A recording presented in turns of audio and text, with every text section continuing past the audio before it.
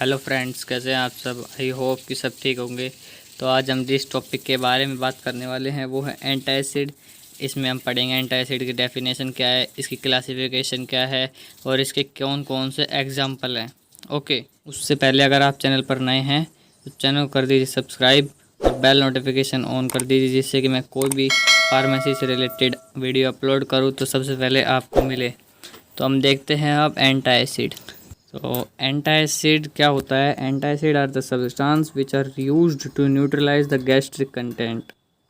जो भी gastric content होता है हमारे जो स्टोमच के अंदर, उसको न्यूट्रलाइज करने के लिए एंटासिड सब्सटेंस का यूज़ किया जाता है। और एंटासिड क्यों होता है, यानी कि पेट के अंदर जो गैस्ट्रिक कंटेंट है वो क्यों बनता है, वो इसलिए बनता है क्योंकि जो HCl होता है हमारे जो स्टोमच है हमारा, उसके अंदर ज़्यादा HCl सिक्रेशन होने लग जाता है। तो उससे क्या होता है कि एंटासिड हो जाता है, यानी गैस्ट्रिक कंटेंट बनने लग जाता है उसमें। ठीक है। और कहता है कि they produce sympathomimetic relief from pain. जो भी पेन होता है फिर हमारे स्टोमच में, तो ये जो एंटासिड होता है ये क्या करता है, सिम्पैथोमिमेटिक रिलीफ हमें प्रोड्यूस करता है, यानी कि हमें रिलीफ मिलता है एंटासिड लेने से, हार्ट बर्न से। ठीक है, रिलीफ मिलता है।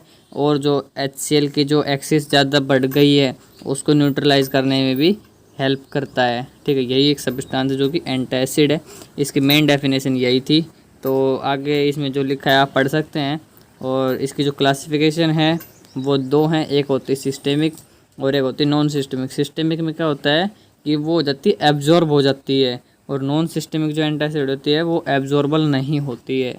तो जो सिस्टेमिक जो एंटासिड कहता है वो कहता है दीज आर सोलुबल, सोलुबल होता है, रेडली होता है, एब्जॉर्बल होता है, मतलब रेडली एब्जॉर्बल होता है, जल्दी एब्जॉर्ब हो जाता है, और कैपेबल होता है कि वो प्रोड्यूस कर सके सिम्पैथोमिमेटिक इलेक्ट्रोलाइटिक अल्ट्रेशन को और एल्कलोसिस को। इन दोनों को क्या करता है, प्रोड्यूस करने में कैपेबल होता है और जल्दी एब्जॉर्ब हो जाता है और सोलबल भी होता है। ठीक है, इसके जो एग्जांपल है वो है तो सोडियम बाइकार्बोनेट। और जो दूसरा है नॉन सिस्टेमिक, यानी कि नॉन एब्जॉर्बल एंटासिड, कहता है these are not absorbed to a significant extent and thus do not exert an appreciable systemic effect. Example हो सकता है एल्यूमिनियम सॉल्ट, मैग्नीशियम साल्ट और कैल्शियम कार्बोनेट। यानी कि ये तीनों एग्जाम्पल अब हो गए नॉन एब्जॉर्बल के, नॉन सिस्टेमिक के हो गए। यानी non systemic, non absorbable, systemic, absorbable. तो अब हम देखते हैं कि जो आइडल कैरेक्टरिस्टिक्स क्या क्या होती है एंटासिड की। तो फर्स्ट है the antacid should be absorbable होना चाहिए। ठीक है, सिस्टेमिक एल्कलोसिस होना चाहिए, और जो एंटासिड होता है वो लैक्सेटिव नहीं होना चाहिए, और केज कंस्टिपेशन भी नहीं होना चाहिए। ओके। और जो थर्ड है इसमें द एंटासिड शुड एक्सर्ट होना चाहिए इट्स अफेक्ट रैपिडली। ठीक है, बहुत जल्दी इफेक्ट प्रोड्यूस करना चाहिए उस एंटासिड को, ऐसा उसकी करैक्टरिस्टिक्स हो, और लंबे टाइम तक वो चले, ऐसा हो। और जो फोर्थ है वो है the antacid should probably inhibit pepsins. और एंटासिड को प्रोबेबली इनहिबिट पेप्सिन होना चाहिए। और जो उसकी वो बफर के अंदर जो pH होगी उसकी वो होनी चाहिए 4 to 6 होनी चाहिए एंटासिड की। और जो सिक्स्थ है वो है the reaction of the antacid with gastric hydrochloric acid should not cause large evolution of the acid. यानी कि जब हम एंटासिड की और जब हाइड्रोक्लोरिक एसिड यानी गैस्ट्रिक हाइड्रोक्लोरिक एसिड की जब रिएक्शन कराएंगे तो वो एक large evolution of the acid नहीं होना चाहिए। ठीक है, अब हम देख लेते हैं इसके जो एग्जांपल है। पहला है मैग्नीशियम हाइड्रोक्साइड, जिसका सिनोनियम क्या है, milk of magnesia. Molecular weight जो है 58.31 है, और जो मोलिकुलर फार्मूला है वो है MgO2 होल ट्वाइस। ठीक है, और जो इसकी प्रिपरेशन है वो कैसे होगी, जब हम मैग्नीशियम साल्ट, बहुत से मैग्नीशियम साल्ट को बेसिक वाटर के साथ रिएक्शन कराएंगे उनकी, तो जब क्या बनेगा, प्रेसिपिटेशन बनेगा, प्रेसिपिटेट बनेगा सॉलिड का, जो सॉलिड क्या कहलाएगा, magnesium hydroxide MgOH whole twice. तो अब नीचे रिएक्शन देखें, Mg2+ हमने साल्ट लिया मैग्नीशियम का, और जो बेसिक वाटर है 2OH लिया, MgOH होल ट्वाइस बन गया, यानी कि मैग्नीशियम हाइड्रोक्साइड बन गया। और अगर हम कमर्शियल स्केल से देखें तो MgO2 की प्रिपरेशन हम सी वाटर के साथ में लाइम को रिएक्शन करवाएं तब भी क्या मिलेगी हमें, मैग्नीशियम हाइड्रोक्साइड बन जाएगा। और लाइम किसको बोलते हैं, कैल्शियम हाइड्रोक्साइड को। ओके, अब हम देख लेते हैं सोडियम बाइकार्बोनेट, जो कि क्या है, एंटी एसिड का एग्जाम्पल है। तो सोडियम बाइकार्बोनेट क्या होता है, NaHCO3, molecular weight 84.01, सिनोनियम sodium hydrogen carbonate, और बेकिंग सोडा, और तीसरा जो है वो मीठा सोडा।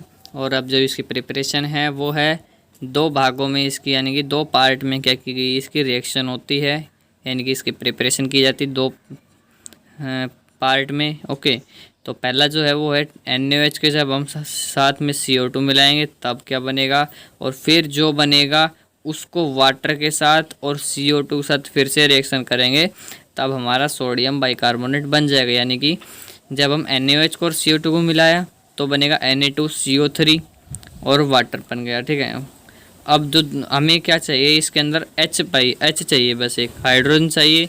हाइड्रोजन चाहिए के लिए हमें क्या करना पड़ेगा, वाटर से इसको फिर से रिएक्शन करनी पड़ेगी। यानी कि जो हमारा कंटेंट बना पहले पार्ट में उसी को CO2 के साथ जब हम रिएक्शन कराएंगे तब हमारा क्या बन जाएगा, सोडियम बाइकार्बोनेट।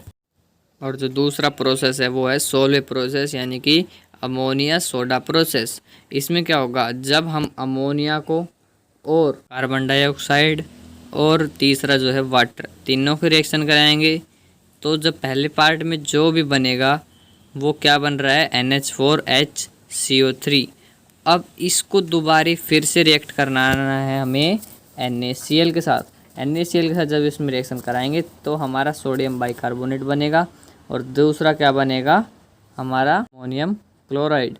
ओके, और जो इसकी फिजिकल प्रॉपर्टीज़ हैं वो क्या हैं, इट आकार से वाइट क्रिस्टलाइन होता है ये, और अमरफस पाउडरी होता है, सलाइन इसका टेस्ट होता है, और इसका जो सॉल्यूशन है वो क्या होता है, एल्कलाइन होता है नेचर के अंदर, फ्रीली सॉल्युबल होता है वाटर में, और प्रैक्टिकली सॉल्युबल होता है अल्कोहल में।